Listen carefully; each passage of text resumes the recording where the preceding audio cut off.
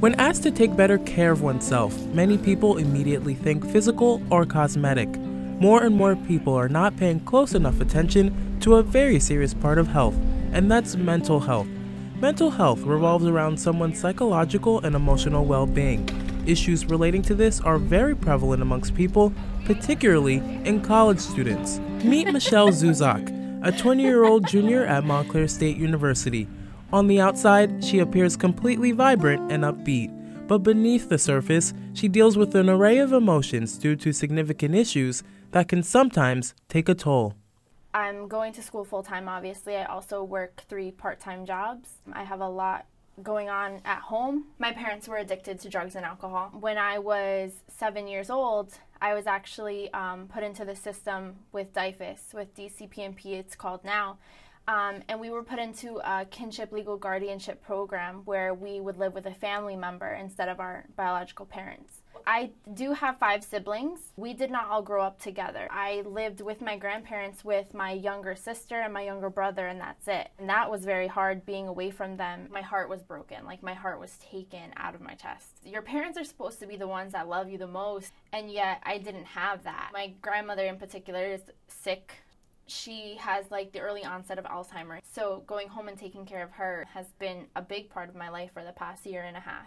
I'm a ball full of emotion because I go from heartbrokenness to mending the heart and then having to take care of the people who've taken care of me. So there's just a lot of things that go with that. Dr. Sudha Wadwani, psychologist for Montclair State University's Counseling and Psychological Services, also known as CAPS, talks about the kinds of pressures college students are facing today that are affecting their minds. There's so many pressures from so many different directions. College is such a stressful time, and today's college students are juggling so much. They have jobs, they have relationships they're juggling, family obligations on top of academics. As a student, there are so many environmental challenges and stressors. Racism, oppression, homophobia. Many students are coping with a history of trauma, a history of violence, bullying, all kinds of levels of pressure and discrimination. Add all of this together on top of daily life challenges, a paper being due, student leadership activities, not finding a parking spot, you know? So even those daily life hassles on top of the long-term issues. These are experiences that our students are facing. With the combination of deep stress, pressure, and hardship, many are dealing with poor mental health and are going untreated. According to the National Alliance on Mental Illness, 40% of students with diagnosable mental health conditions did not seek help, and the #1 reason why is the stigma.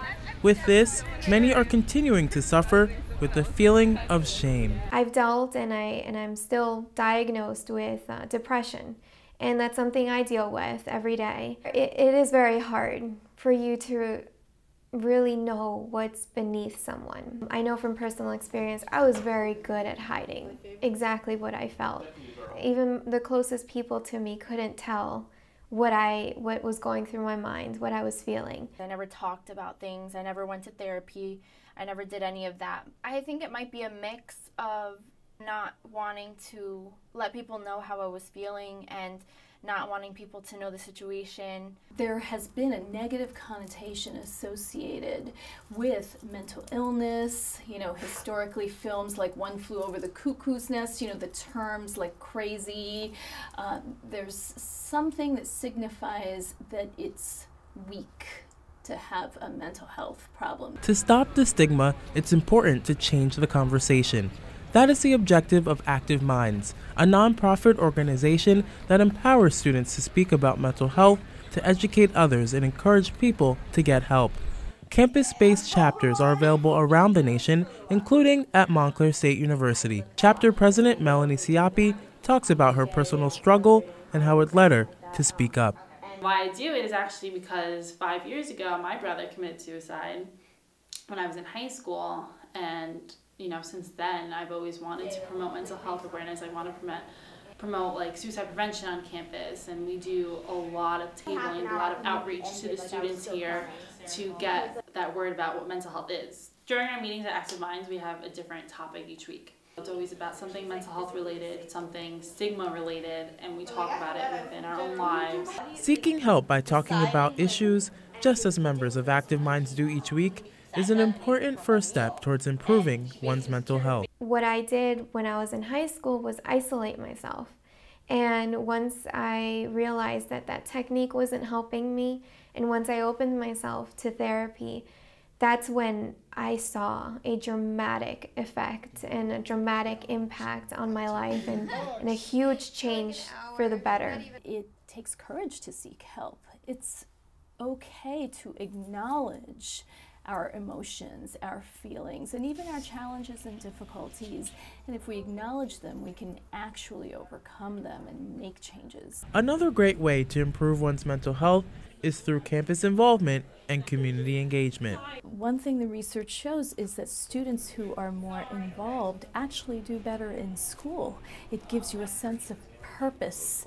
It gives you positive energy. It helps you connect with other students with similar interests and passions. It gives you a reason to get out of bed. For Michelle, her involvement on campus and in the community has led her to feel better days while inspiring others. This year has been very, very stressful on me personally. Michelle has been a great person that I've been able to kind of go and express my feelings, or if I'm sad, she's able to kind of encourage me and push me. Through the leadership positions that she has on campus, these are her outlets to everything that's going on in her. So it's a great way for her to cope. By changing the conversation comes a greater awareness on mental health.